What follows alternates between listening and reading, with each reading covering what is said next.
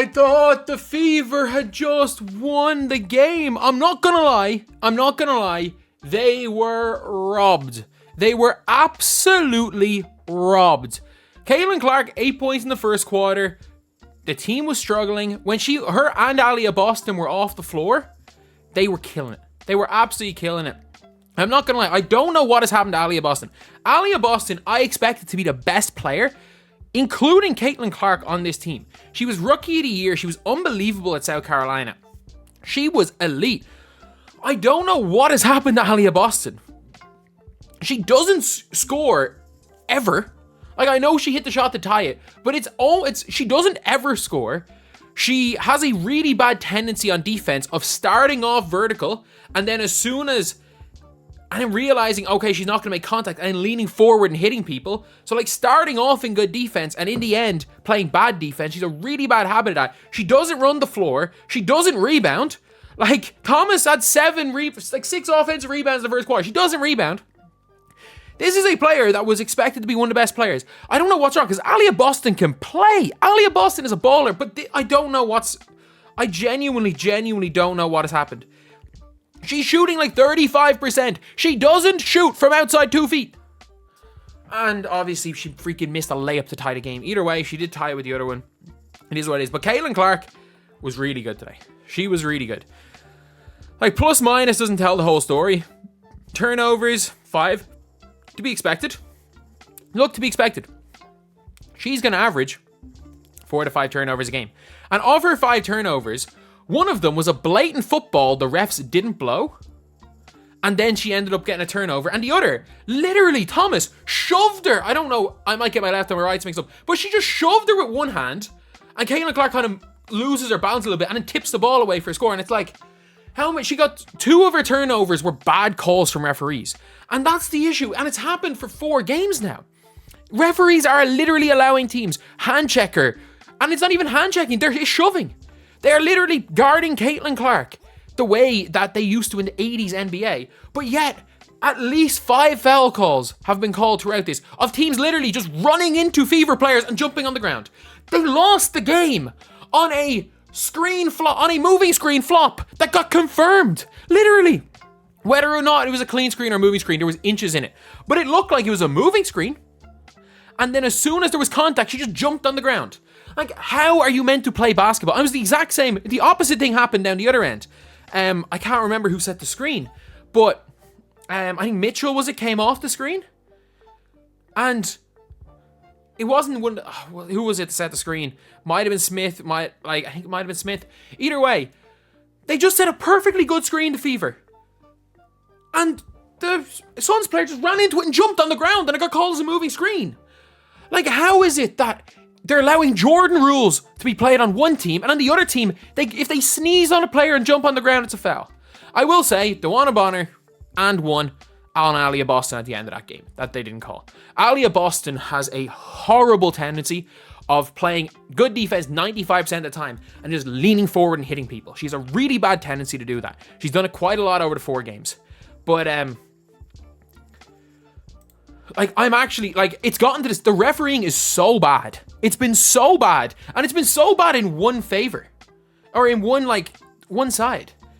Like, genuinely, I'm watching these games and I'm like, they're allowing so much physicality. They're allowing, 1990s basketball level physicality. Or NBA level physicality. But only to Caitlin Clark. You are allowed rough up Caitlin Clark. Why is that? You would think the refs would at least, if they were going to make it blatantly one side or another, they would give her the superstar calls. They're literally letting teams maul her.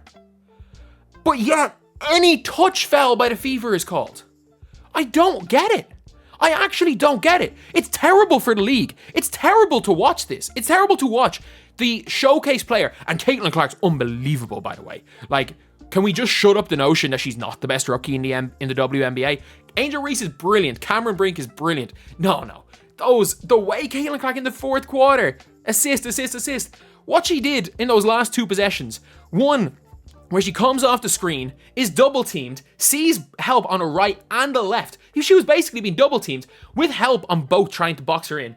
Takes a step back, splits the double team with the pass to Aliyah Boston, who goes in and basically has an open shot. And then draws so much gravity that she comes off that fake handoff from Aliyah Boston. Great play. I don't think it was drawn. Aliyah Boston fakes the handoff, drives right, has a wide open layup and blows it. Either way, at the end of the day, look, they're a young team. It's probably better if they lost this game. It's probably better because, look, you're going to be tanking. Go tank for Paige Beckers. But go tank. Do what the Aces did and tank. But at least they're competitive. They're competitive with one of the best teams in WNBA. But I'm freaked at the way these games are being reffed. I'm genuinely, watching these games. And it's just so inconsistent. It is, after, obviously, you see some things with the WNBA, internally with the way the CBA is, just the way everything is. I'm fully convinced the NBA don't want the WNBA to succeed. That is and not the players, the overarching body of the WNBA. I'm pretty sure, is it the media team? There's some really important team for the WNBA that's one person. Supposedly, instead of a big team, it's one person that's doing everything. I don't know if it's media. It's definitely not marketing, obviously. But it's I just don't get it. I don't get, first of all, in that last play for the free throws, I understand how the refs made the wrong decision. How did the refs double down on it? If the refs made a decision of, this is not a defensive foul, Connecticut ball. 10 seconds to go, Connecticut ball. That is a actual, not a great call. Because I do think, I don't think they had time and shot clock either. But that is a call where you're okay, yeah, let's reset it. We made a wrong call, nothing. But they lost their timeout. Because they lost the challenge, they lost their timeout, and she was put on the line for 2 points because of a double down on a bad call. What is this? How can you be worse than NBA refs? How can you be worse than NBA refs? But let's talk just about the game. To start the game, the Connecticut Suns are killing them. Thomas was absolutely killing. Thomas and Bonner again. Two best players. Arguably two best players on the floor. Caitlin Clark didn't start off well. Then Caitlin Clark was on the bench. They came back. She got hurt. They continued to play well. And then the second half, it's like something clicked. It's like something clicked in that second half. The passes that Caitlin Clark was making, they were catching the ball. She was able to make the passes. She hit a shot from the logo. She was getting to the basket. As well as that, her teammates were starting to kind of figure it out. It's like something clicked in that second half. And genuinely, I'm a little bit more optimistic about this Fever team. The only player that I'm really, really shocked by how bad they've been is Aliyah Boston. All the other players, you could tell with Mitchell, Smith, with also, what's her name off the bench? Fagbenley? Again, she's the one, obviously, she fouled at the end of the game. She's been their best big. Because she runs and she scores layups and she can catch the pass from Caitlin Clark. At this stage, you're wondering, it's do you just go and start her over Aliyah Boston? I know Aliyah Boston looked like she was going to be the face of the franchise, but she's not playing as well as her. She doesn't fit as well. And when the Indiana Fever get running, when they're able to get stops and get running, they look good. Obviously, when they don't play defense like they didn't for the first quarter and a half, like they haven't played all season, they don't look great. But they're not the best half-court offensive team. Caitlin Clark's not even the best half-court offensive player other than her deep threes. Where Caitlin Clark excels is in transition. Whether it be going to the basket, she's not the best. She's a good passer, but she's not the best half-court passer. She's an unbelievable transition passer. And they're starting to figure it out. Players are starting to run. She's starting to hit them. Yes, she had 1 assist to 1 turnover. But a couple of those turnovers were terrible refereeing decisions. They were terrible refereeing decisions. So let's just count them out. 3 turnovers, realistically. That's fine. That is completely fine for a player like her, especially with the way the defensive coverage is. So, a really, really good game there. It's annoying that it looks that the refs, not that the refs won the game for the Sun. It's a game that has been, without question, affected by the refs.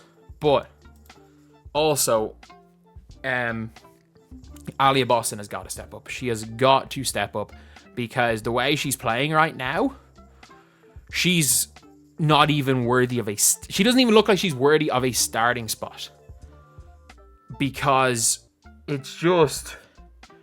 they're just struggling. They're really, really, really struggling with her on the floor. As much as they're struggling points-wise with Caitlin Clark on the floor, you can see that, especially late in that game, when it was down the stretch, Caitlin Clark is the focal point of that team, and she's going to free up a lot of other players.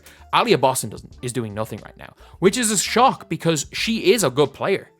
Like, Aliyah Boston's a player that if she ends up being traded or if she's in a different circumstance, she could be really good. But it's very obvious that their games aren't in sync. Like, Clark hit her a couple of times on pick and rolls, but she's also shooting 35% around the basket and she's barely scoring layups. So I don't know what happened. I really don't know what happened. But either way, it is what it is. That was the best game by far. Even though she scored more points, that was Clark in the second half. I know she had not 8 in the first, she had 10 in the first half, only 7 in the second. Perfectly played fourth quarter. A big 3 to go and give them the lead. She made a couple of really nice passes. I think she had 5 assists in the fourth quarter, or at least the third, late in the third and the fourth. And then obviously taking all the gravity to give Aliyah Boston the open layup to win it, but she blew it.